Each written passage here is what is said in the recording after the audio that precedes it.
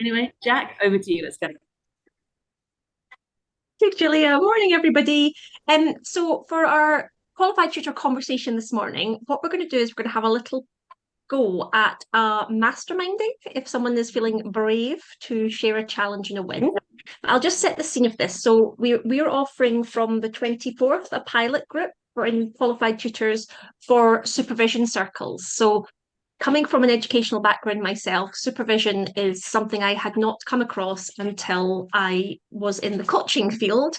The thought of either coming into the staff room and saying, like, oh, that lesson went really badly, or goodness, I just had the most amazing lesson, and have all the judgment and the comments um, going on. It just felt very odd. And I actually wonder now, when I've seen colleagues have to leave the profession because they're burnt out and exhausted and feel a lot of as if they've failed in some way, which they absolutely have not. If perhaps supervision could have helped more of us stay in teaching, just because it gives you that really safe space.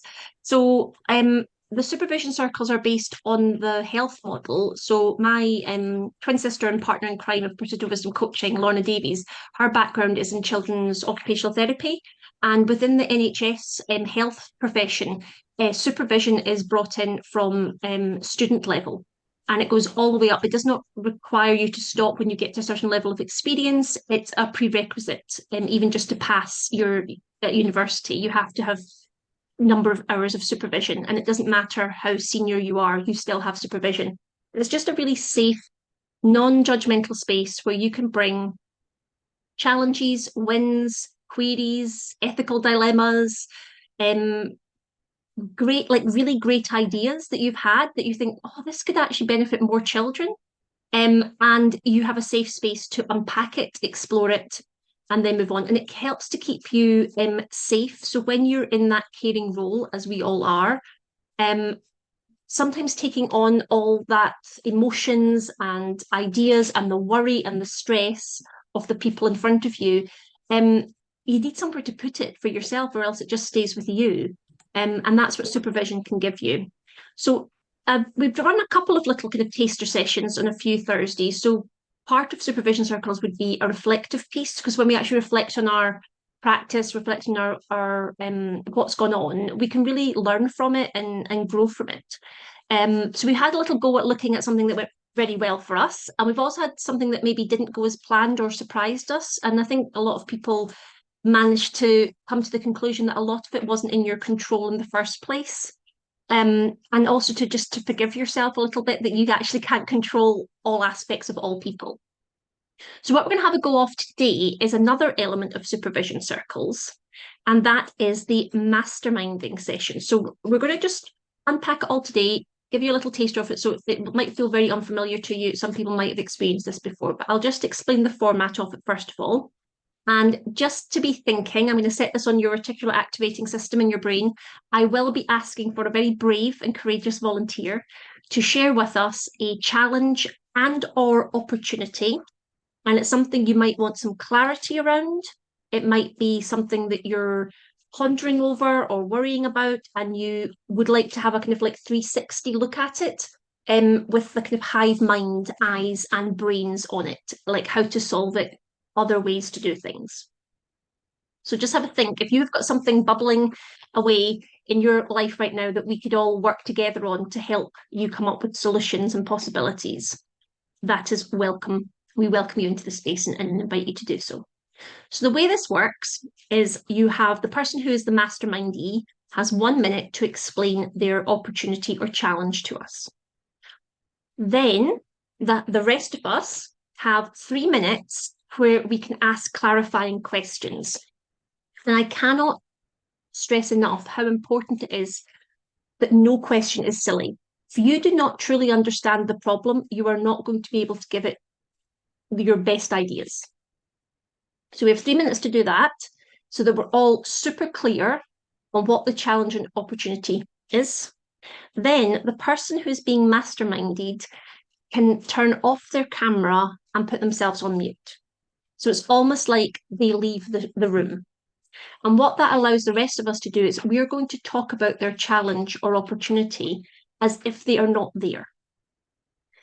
The mastermindee your role is to listen and make as many notes as you want on anything that you think, oh, I hadn't thought of it that way, or that really surprised me, or oh, yes, that would be a great idea.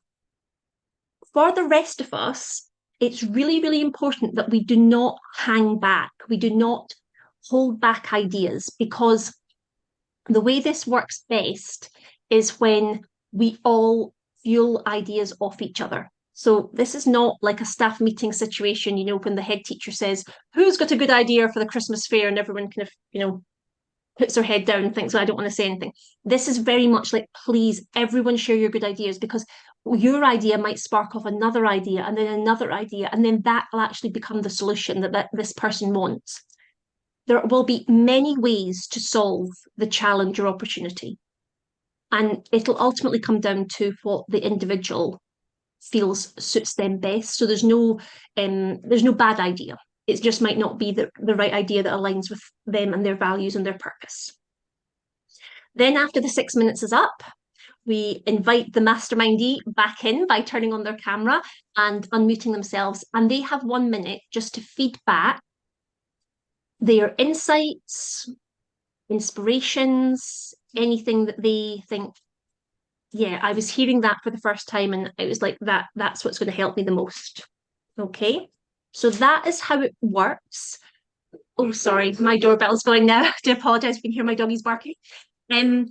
I would ask also if someone else could be the timer, because whenever you do those personality tests, it always comes up for me and Lorna, actually, like, never be the timer in any situation. You're no good at it. So I take that on board, and I know it's not my strong suit. So Julia is saying that she can do the timer. So we have to be really strict on time, Julia. So I'll remind you what they are, but the first thing will be a minute to explain the challenge or opportunity. The next 3 minutes will be for the rest of us to ask any clarifying questions, and we can make notes and ideas. Then we're going to have 6 minutes of masterminding, camera off, on mute, while we all unmute and discuss the opportunity with any ideas that we come up with, anything sparked for us. Then we'll have 1 minute feedback. Does that all sound okay? Does anyone have any clarifying questions of me before we get going?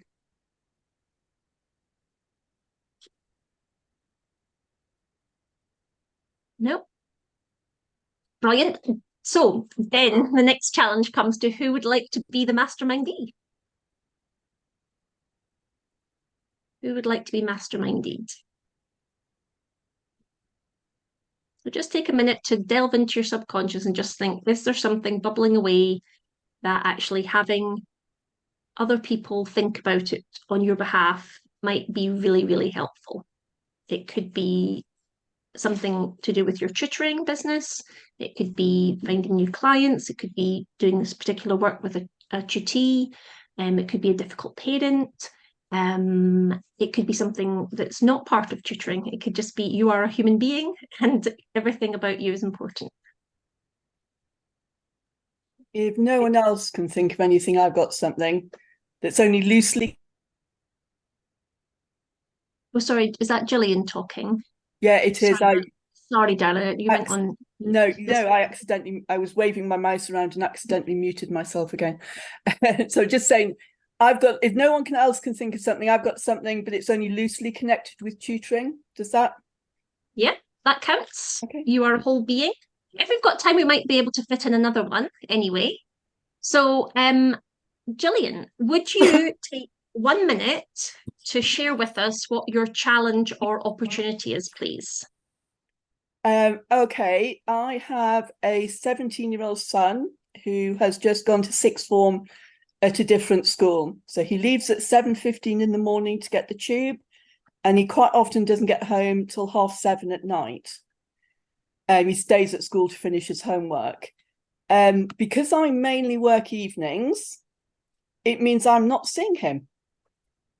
So I might actually cry. And it really upsets me. We don't get a chance to just chat anymore, really, and play with the dogs. And I've just been trying to think, is there a way I can finish earlier but still maintain my income? Because I'm a single parent as well, so I'm the only one supporting us. So I've got to work. And I love tutoring anyway. but I want a way of finishing earlier in the evenings, having more time, working maybe more during the day. So yeah, I don't even know if that's a minute or nearly a minute, but that's my issue. Thank you so much, Gillian. That was a really brave share. Does anyone in the group have clarifying questions? Anything else we need to know? Yep, just unmute yourself and ask away. Do you do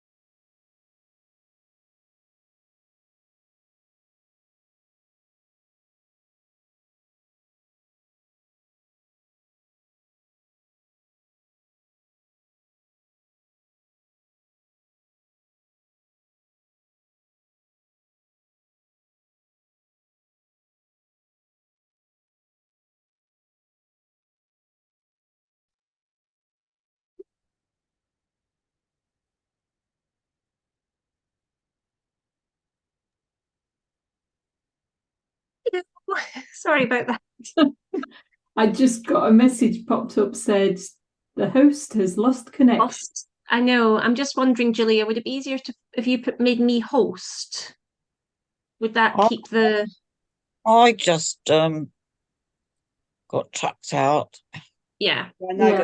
Yeah. We're all back in. So sorry, Yeah. Claire, you were going to ask a really good question. Yes, I was going to ask, is it one-to-one tutoring face-to-face or online? What is Most evenings it's one-to-one online. Monday evenings I do small groups face-to-face. right? Okay. Why did he change sixth form?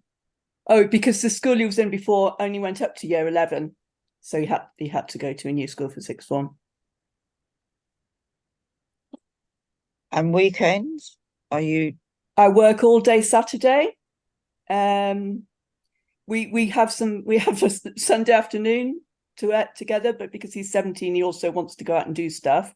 But we do have a little bit time. It's just during the week, I just feel we rarely touch base. Mm-hmm. Can I ask, Gillian, what time you work until in the evenings? So what's your working schedule? If he's home at 7:30. Most often I work till 9-ish, give or take. And what time do you start? 3:30-ish. 3:30 till 9. It slightly depends day to day, but roughly. Yeah, of course, roughly. Okay. Is all your work UK based, Gillian? Nearly all. Last year I had loads of Dubai students, but this year I've got one girl in Cambodia. That's my international presence this year. And why is the Dubai area not happening at the moment? I think I did it through a contact, and she moved back to the UK, and she still has contacts there, but the demand just isn't there at the moment. What subject are you? Maths. Okay, I can put you in touch with someone. Okay, so now we're getting on to the good stuff now. Okay, so Gillian, I'm going to ask you to turn off your camera and put yourself on mute. And we're going to imagine that you have now left the room. Yes, say nice things. Oh, we will always say nice things. Don't you worry. Don't you worry. As if other. Okay. And can I ask, Julia, can you put us on 6 minutes, please? And let us know. Thank you. So, team, let's go for it. Just chuck out any ideas that you can think of that would help Gillian out. I use a tutoring business, and my afternoon students from midday until 3, 4-ish are all in Dubai because of their contacts out there. So, and I'm maths as well. So I can certainly point Gillian in their direction. It may, it may not suit her, because I'm doing it through a business. I'm taking a smaller income because they're charging what I would charge, and therefore I'm receiving slightly less, but it is filling a lot of my afternoon slots. So that's a contact I'm certainly happy to pass on. Thanks, Dee. Anyone got any other ideas? Yeah, I had exactly the same situation, trying to keep it very short. I met my husband, who was a Monday to Friday 9 to 5 worker, being a tutor evenings and weekends. When I very first met him and we were dating, we literally had Friday evening. And when it started to be, oh, this is going to be serious and we're getting married, I went out looking for something that was more Monday to Friday 9 to 5. And I came across Nudge, which I know QT know very well. And they work with children that are otherwise disengaged from school. So they are very much daytime, term time organisation. So it does give an income during the daytime. Yeah, perfect. Thank you, Claire. Anyone else? I have the same problem with my youngest daughter, who works on I hardly see her. But so maybe I actually asked him if it's bothering him, because teenagers want to do their own thing. As to, have they had that conversation? Oh, my video's off. Sorry. all right. So have they had that conversation as to how much it's bugging him? Because yeah, that's a good idea. And I just thought, like, if they've only got Sunday afternoons, if he knows, could that be protected time, so that if Gillian's got to work on the Saturday, is that when he could see his friends, and they actually make those kind of like, they have like a regular slot where they meet up and they actually do something that they both enjoy. There was another part of me that just thought, could Gillian put her prices up slightly? Would even just like a small increase make any difference to how many hours she has to work, even if it was, I don't know. Has anyone got any other, just anything at all, anything you could think of?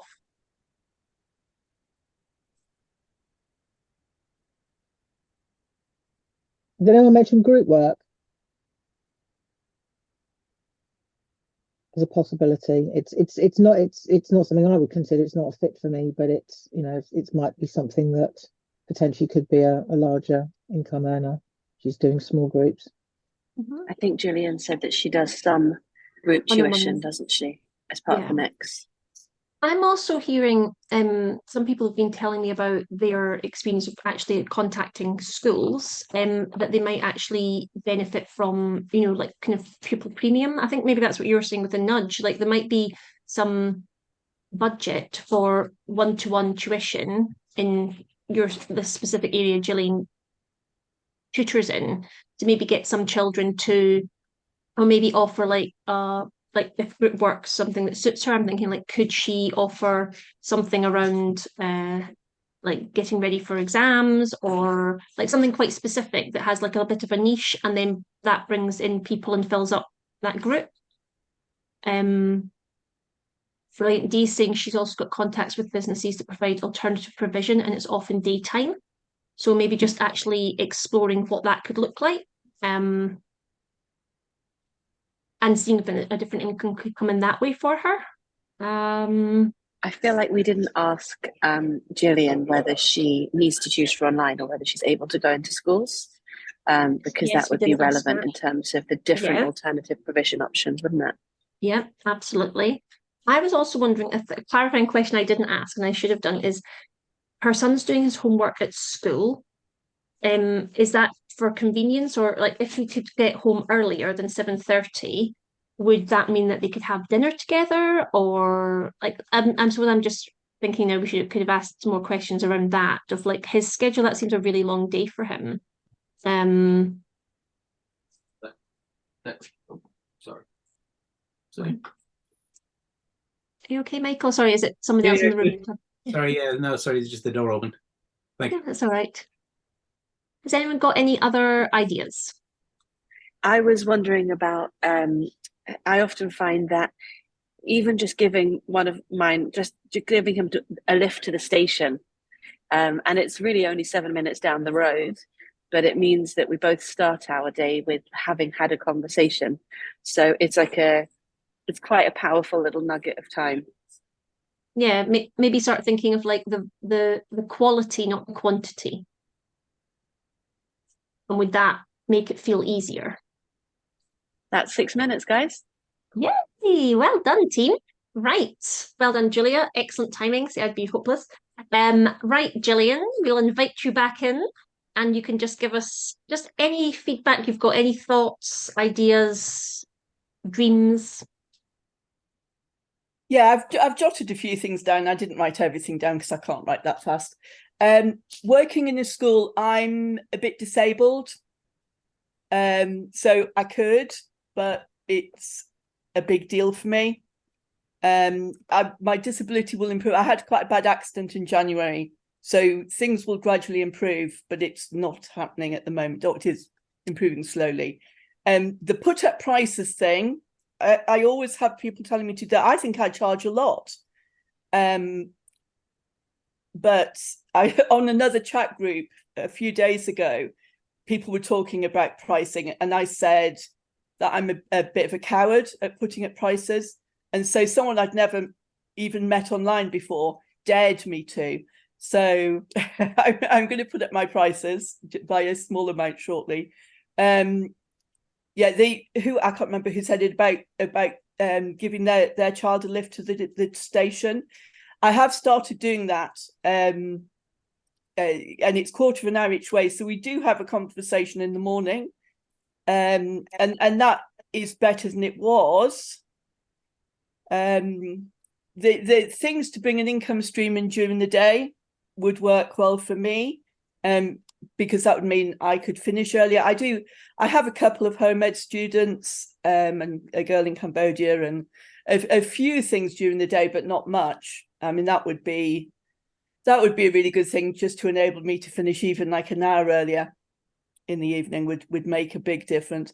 And my son probably is fine, putting his head round the door and waving at me and the dogs, but I'm not fine.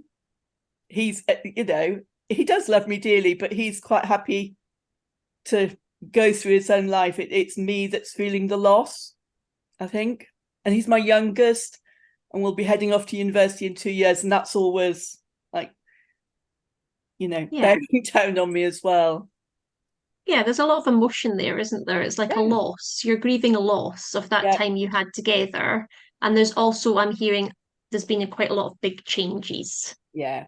It's like your whole routine has changed. Yeah. So taking all the ideas, Gillian, what do you feel is the next doable step for you? Just one small doable step that can make a little bit of a difference.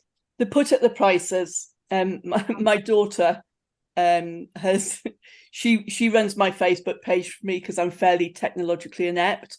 And she's going to do it over the next couple of days, put them up on there first, and then when people ring. I've only got about 2 or 3 spaces left. So I was thinking this morning, if I put up my prices and people think it's too much, I've not really lost out, because I've only got 2 or 3 spaces left. So I'm pretty much fully booked. But yeah, putting up the prices. But yeah, no, that's my little step, I think, to start getting a handle on this. And I think people were really generous with saying that, like, some places that you might be able to contact. Yes. So I think if you look in the chat as well, Gillian, there was lots of little ideas flinging around there.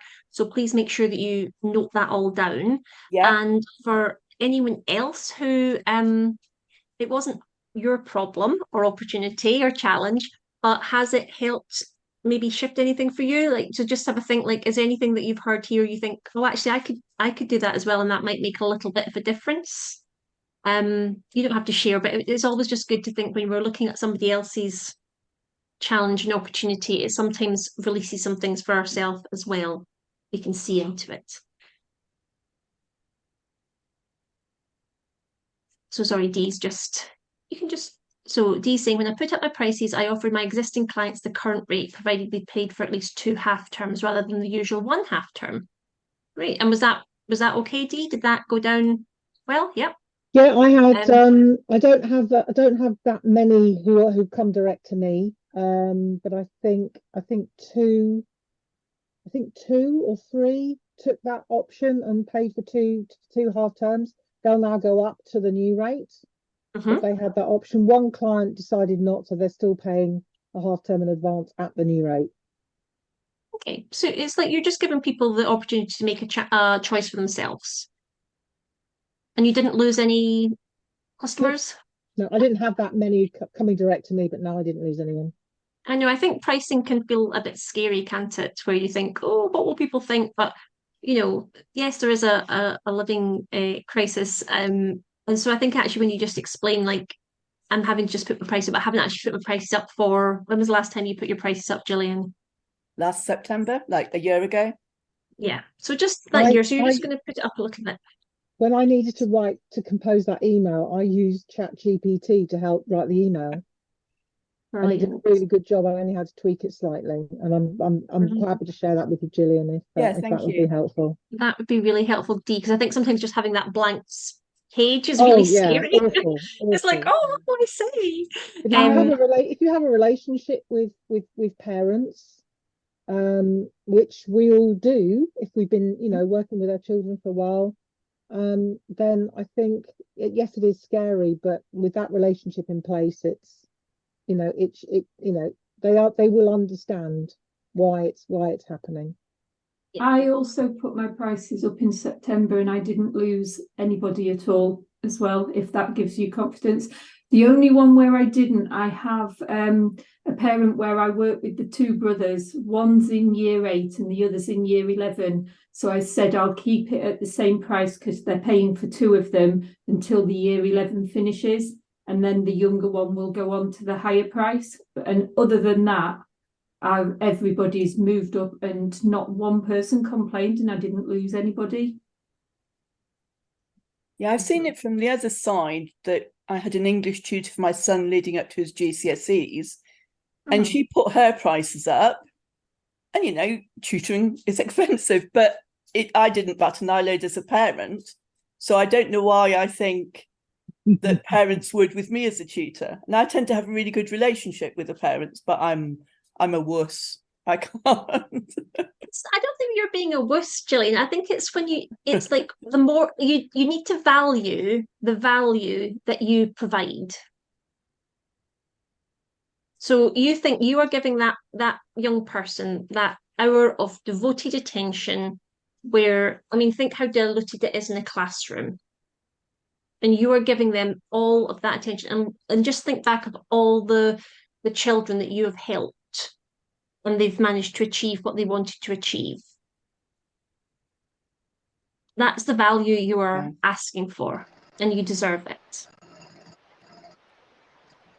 Well done, Gillian. You are incredibly brave. Thank you so much for that share. Thank you. Yeah, thank you everyone for your insight. Well done. Well done. Now that Gillian has been brave, I'm looking at the time, Julie. Are we okay to, if anyone now has experienced through Gillian's bravery what masterminding can look and feel like? Has anyone else got another challenge or opportunity they would like the hive mind to work on for them? I have. Thank you, Mary Jane.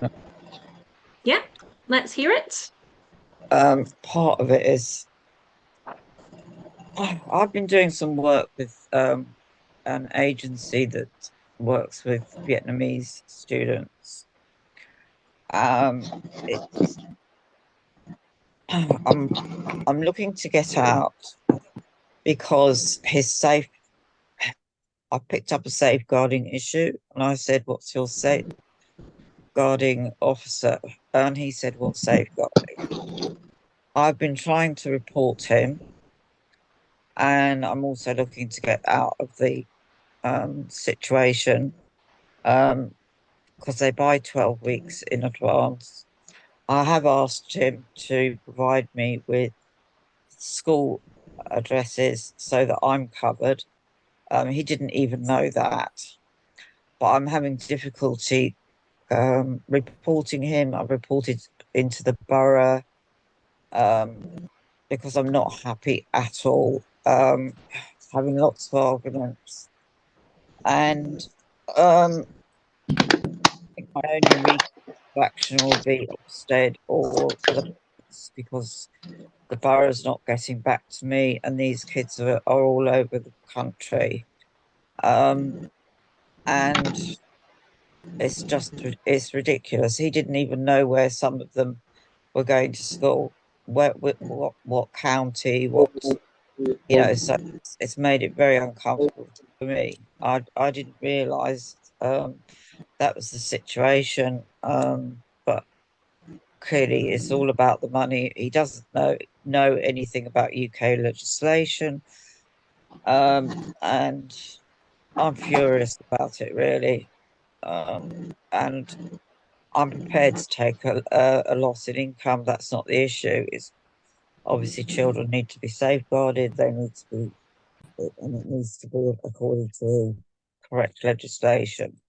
And no, I don't care what he thinks. He needs to be shut down, in my mind, or go through the appropriate training, so that he can either appoint, outsource, or whatever he needs to do. But he hasn't even done a safeguarding course, level 2, yet, which you can do online. And that's it, really. And it's not fair on the parents, because clearly it's just a money gathering of things. And the culture is that they are very strict on their students, and they're forcing them to do these courses. And yeah, they're not fitting into the UK legislation. I'll shut up now.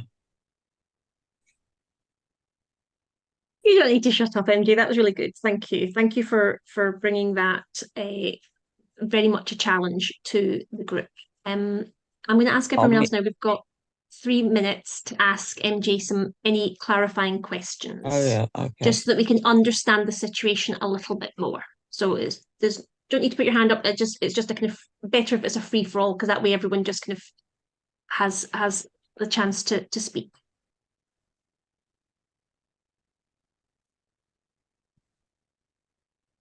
One question I had was, are you in a contract with this? Yeah.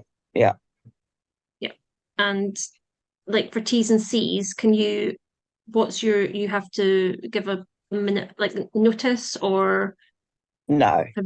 No, do you have to put anything in writing to say that I'm ending my contract with you? No, I don't think so. Okay. Is the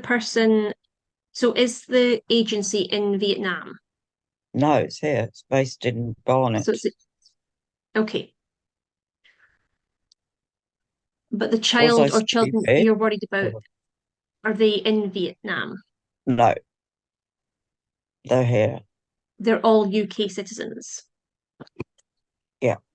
Yeah, okay.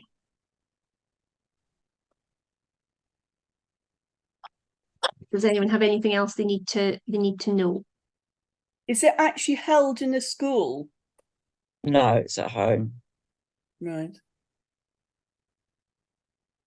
So are you doing online tutoring? Yeah, it's all online.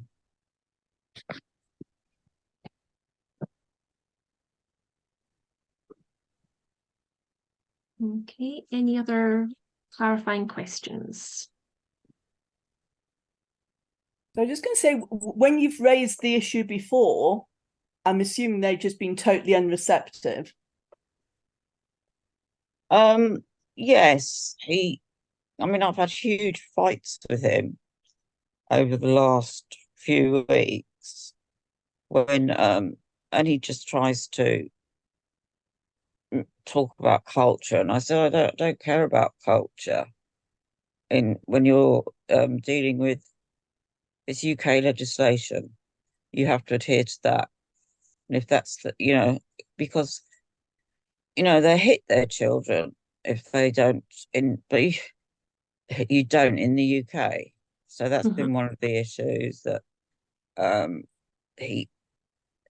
that has happened in the past, but the school picked that up.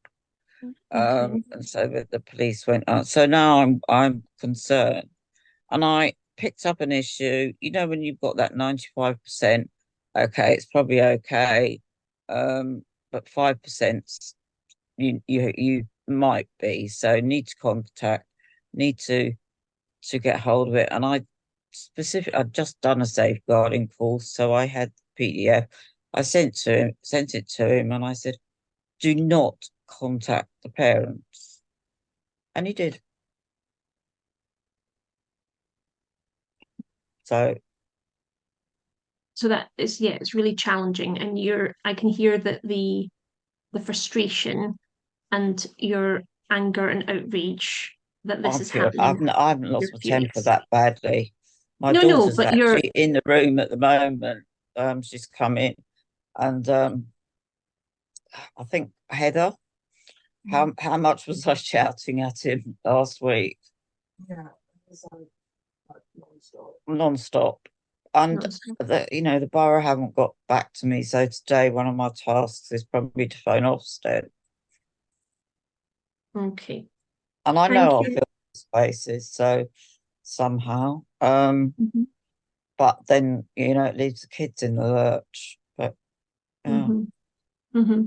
Okay, thank you so much. Did anyone else have any other clarifying questions? And then we'll just go straight to the masterminding. So I'll ask MJ to turn off her camera and go on mute, and we'll act as if she's just left the room, and then we just ask you to unmute and put some ideas out there.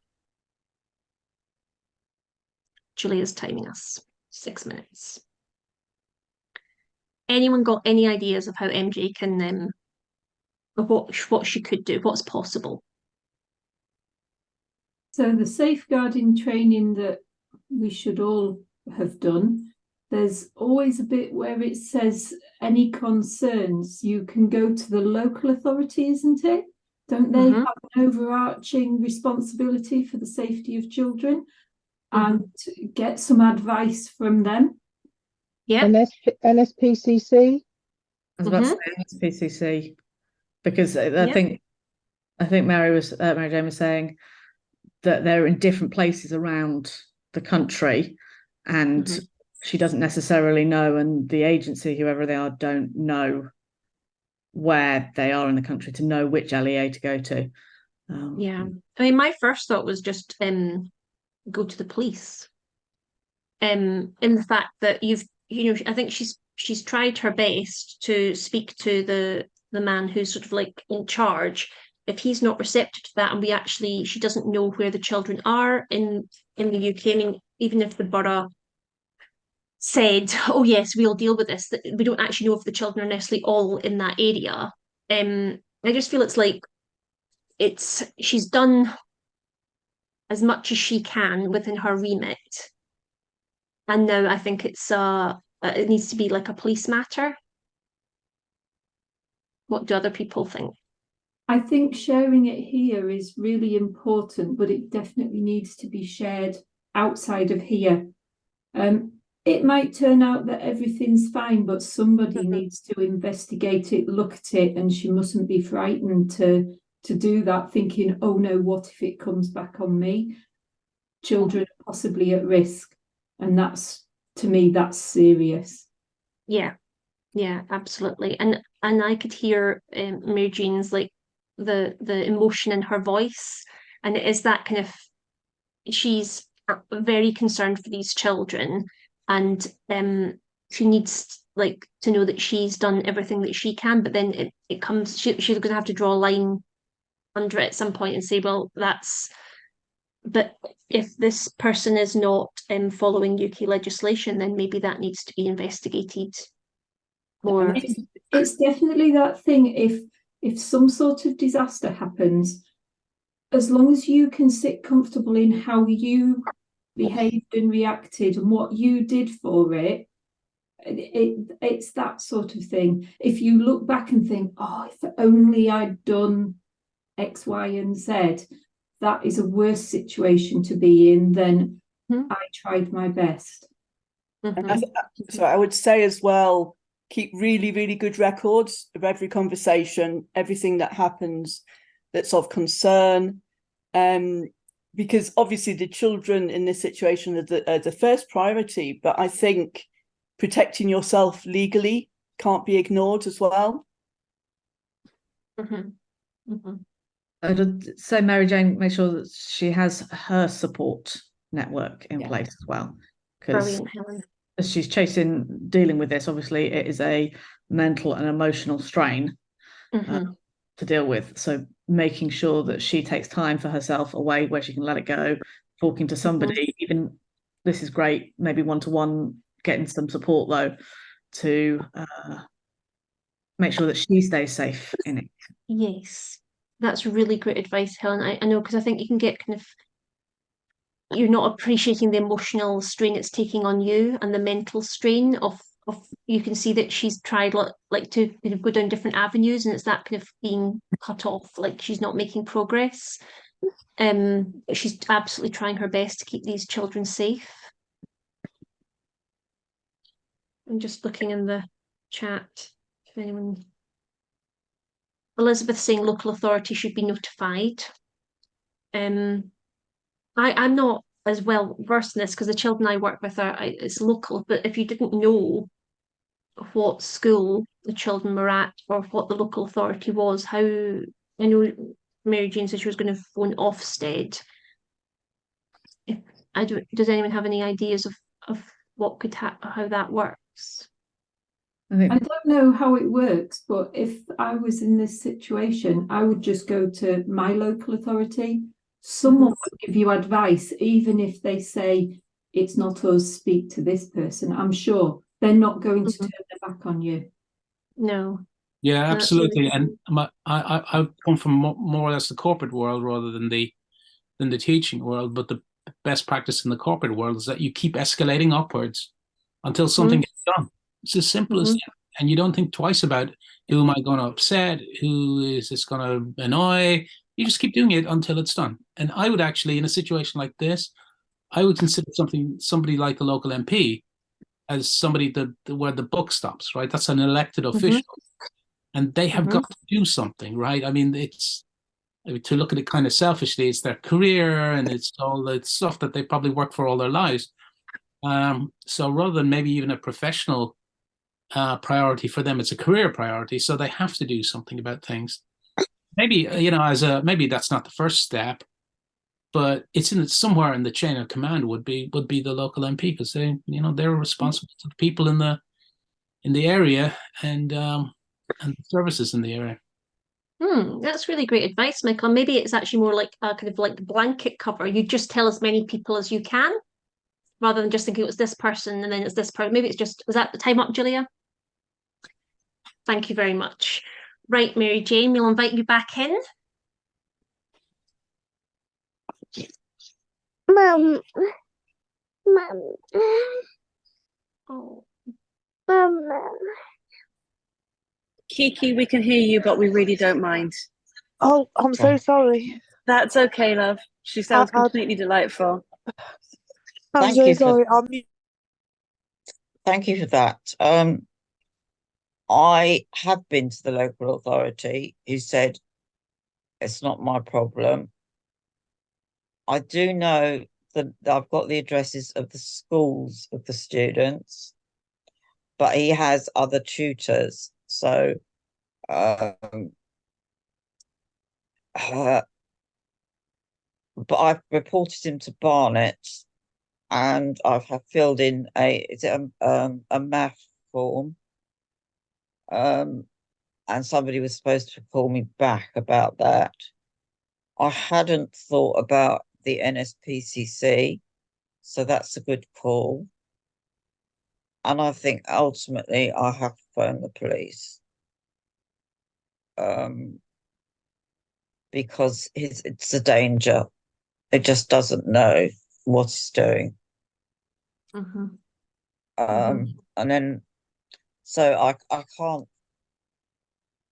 I'm just looking in the chat actually. Yeah. So my local authority is not the one. I've contacted them, but they said you have to contact this person. So then I looked up, and so I have been trying.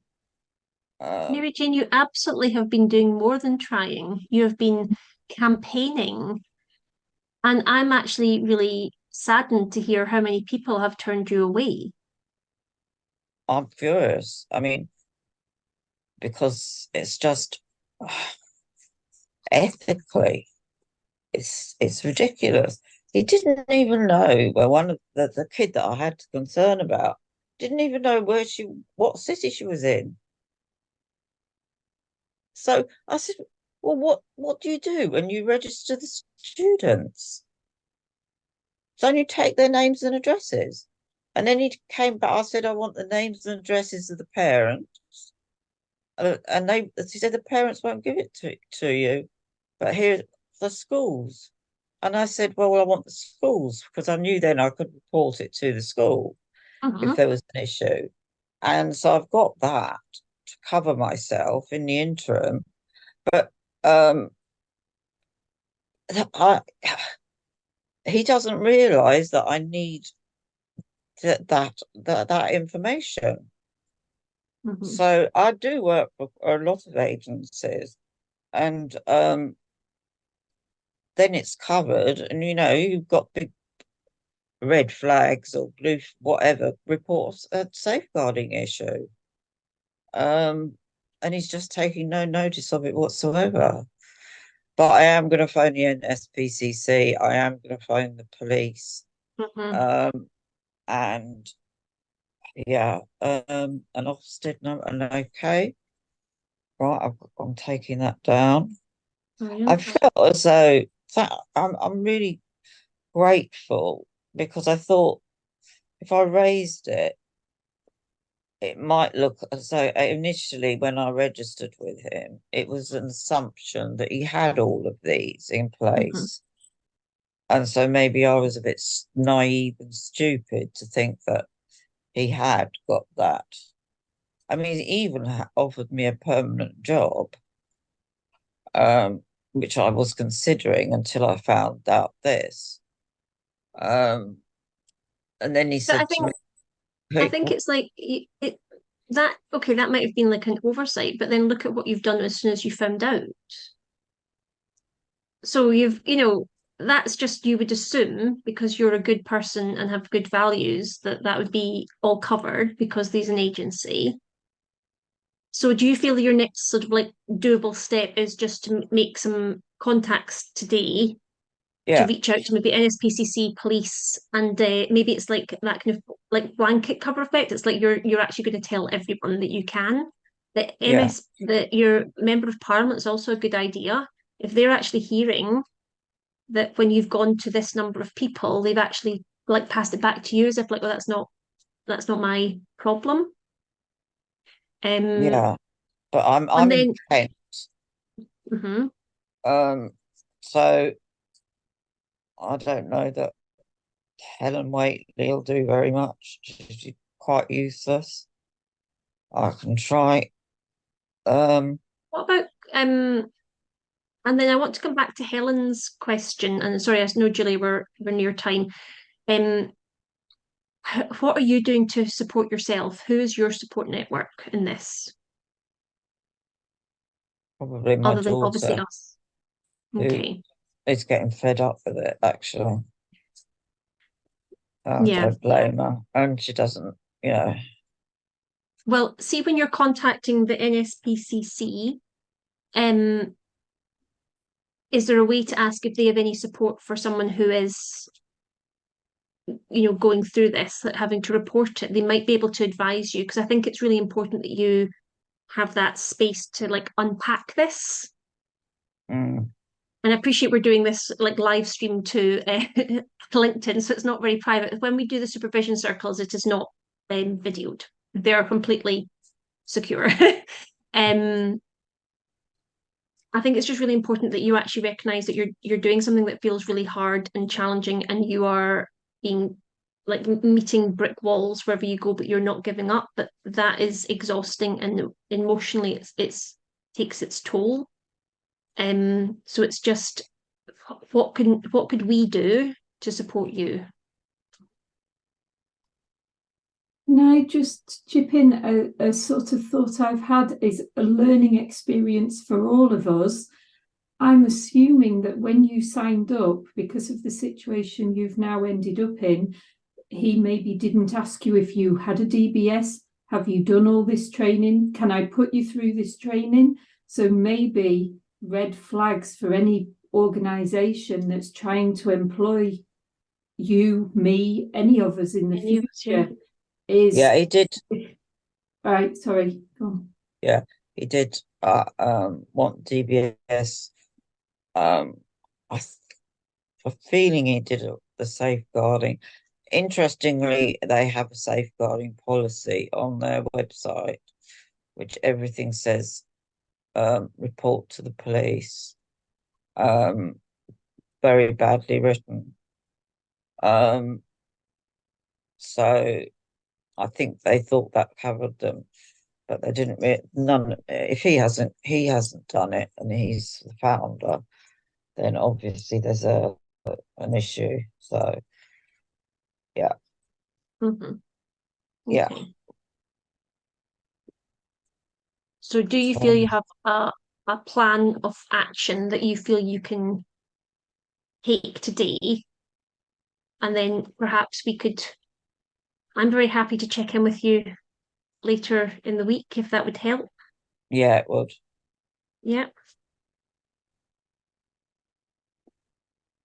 Maybe if we could just...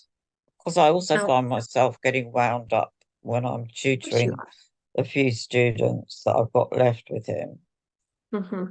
I've pinched one, to be honest. And yeah, it would help. Okay. Well, I'll get in touch with you once this is over, and we can maybe have a little time. We could just touch base again, see how you are. Okay. Okay. I didn't realise it was actually stressing me so much. So you said, yeah. Okay, I can hear it in your voice, but your voice has actually, you could hear the tension in your voice when you spoke about it. It's that absolute frustration at the unjustness of it, and the fact you're trying so hard to help. And it's almost like everywhere you go, someone's saying it's not really my problem. Safeguarding is everyone's problem. Exactly. It's everyone's responsibility. If I was walking down the street and I was concerned about a child, I'd go to the police station. And say I'm concerned about this child. If it turns out that it's absolutely nothing at all, fine. No, but he's just no harm done. It doesn't matter if there's no. The issue is if there are no concerns, he should still have that support network in place. Yes, of course. That's my issue. Yeah. Thank you so much for that share today, Mary Jane. That was really brave, and I hope it has alleviated a little bit of the tension you're going through, and I hope you don't feel so alone. No. Because you're absolutely not. Good. Thank you. Thanks, everyone. That was brilliant. Brilliant. What a wonderful, wonderful, caring community and support network you are for everybody. That is beautiful. I'm going to pass back over to Julia. Thank you so much for everyone's time today and all your supportive masterminding ideas. It's absolutely beautiful. Thank you, Jack, for guiding us. That was great, and thank you for those who've contributed. It's been really, really good. It's it feels so wholesome, doesn't it? it feels like we're each going through the same thing, and by opening it up, and that hive mind process felt really wholesome to me, and helpful. So I wanted to let you know that tomorrow's session at 2 p.m. is small business support with Tracy Robertson. And I wanted to let you know that Jacqueline is kindly doing one more full-blown supervision circle for us next Thursday. And that's going to be an opportunity for us to put all the pieces that we've just experienced together in one long session. And that is the last free taster of supervision circles before we start next Friday proper. There is a fortnightly program over 12 weeks that we've invited you guys to sign up for. The special link will be available for members in the newsletter tomorrow.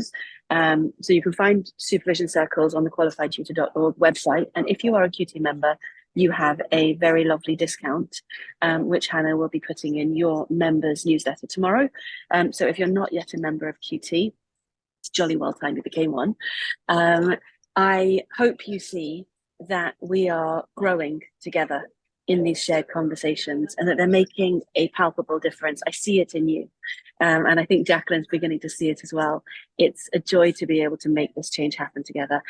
Next week is 9 a.m. on Thursday. That's exactly right. And then Supervision Circles proper start the day after. So there is so much happening here, and we're supporting each other.